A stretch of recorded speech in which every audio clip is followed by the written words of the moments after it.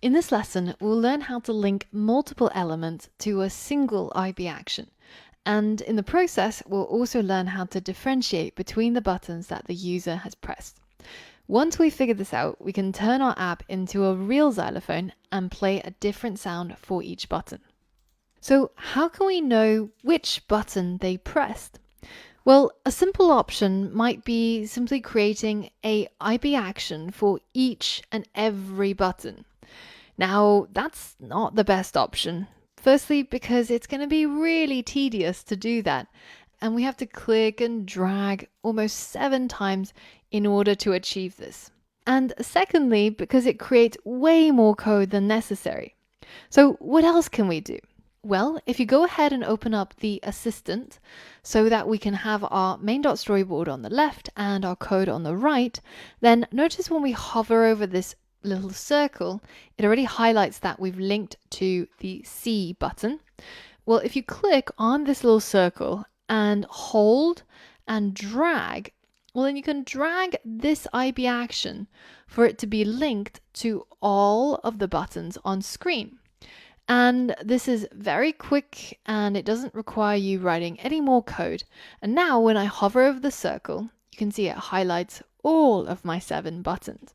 So I've managed to link all 7 buttons to the same IB action, so that now whenever any of these buttons are pressed, then it's going to trigger this code block.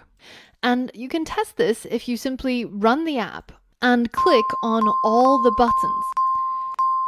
Now notice that no matter which button I click, it's still going to be triggering the play sound function, which has the functionality of playing my C.wave file. So every button is a C sound. What we actually want is a different sound for each button. But to do that, we first have to be able to identify, well, which button was pressed. If you look closely at our IB action, you can see that it's actually really similar to the functions that we just learned about. It's also got the func keyword, it's got a name, it's got a set of round brackets where we said the inputs go into, and then it's got a code block which has the curly braces. And in between the curly braces, we tell it what it needs to do. All that's different here is that it has this IB action annotation. And this shows that it's linked to the interface builder. The IB is the interface builder part.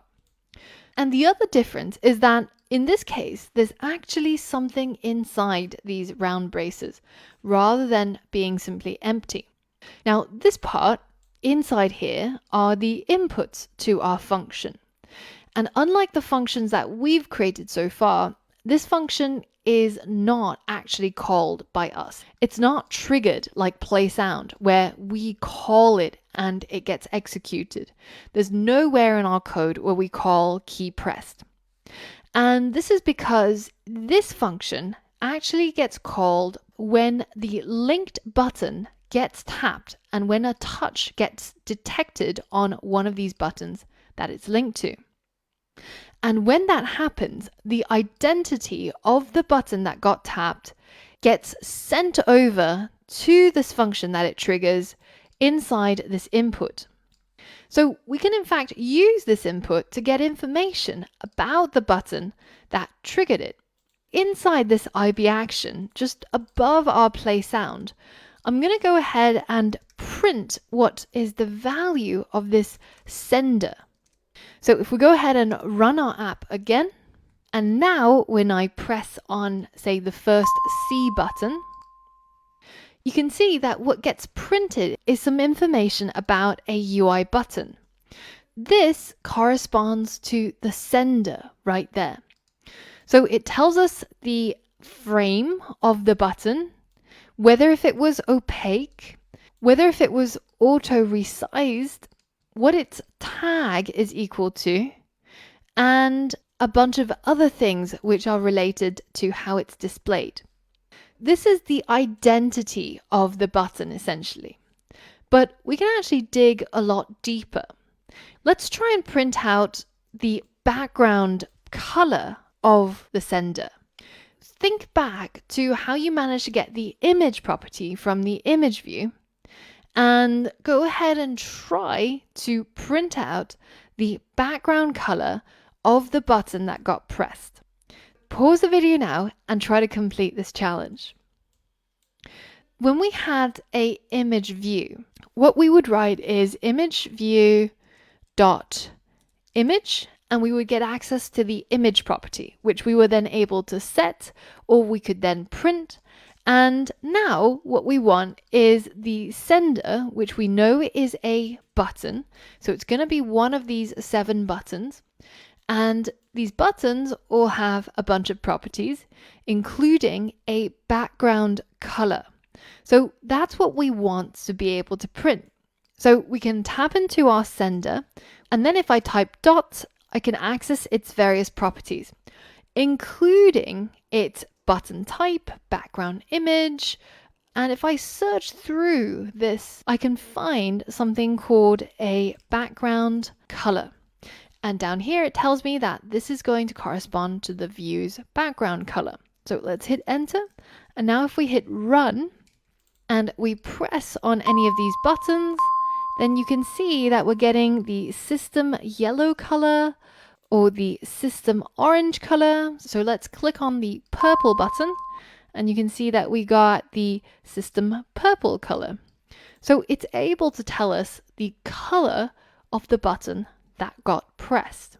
So remember that any of these properties that you see in the attribute inspector, we can tap into using that dot notation. So wouldn't it be cool if we could actually just simply get the title of each of the buttons? Because we have our C, we have our D, and they correspond to the names of our sounds. Instead of printing the background color, can you figure out how to print the title of the button that got pressed? Try using the 5-step process that we used for figuring out how to play sound to figure out how to print the title of the button that we pressed. So that if I press this one, I get C printed. If I press this one, I get G printed, and so on and so forth. Pause the video, go through the process that you learned, and try to complete this challenge. Did you have a go at printing the button's title? Well, there's actually a number of ways you could have completed this challenge. Let's take a look together and let me show you the 3 approaches you could have used to solve this problem. Alright, so the first one we've got on Stack Overflow is how to get the current title of a button. Let's click on it and let's see the answer. So we can tap into the sender.title, or we can tap into the sender.titleLabel.text.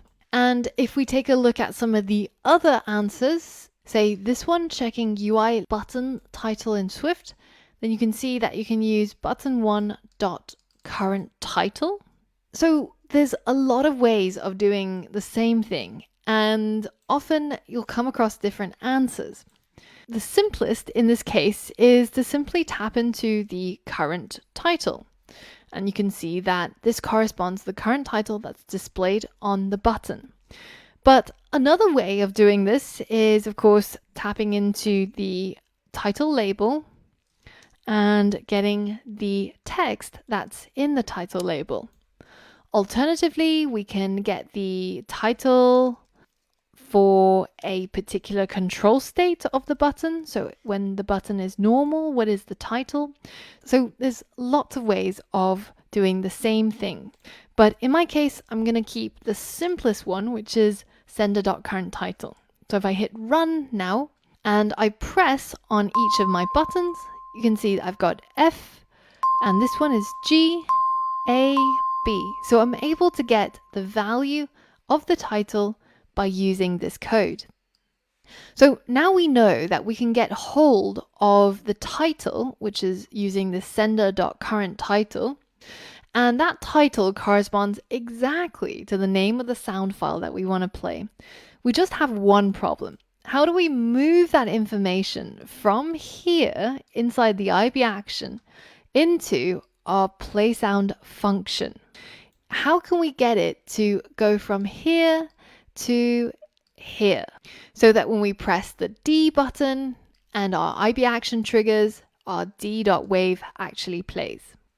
In order to do that, we need to learn a bit more about how to create functions with inputs and how to use it in our function. So for all of that and more, I'll see you on the next lesson.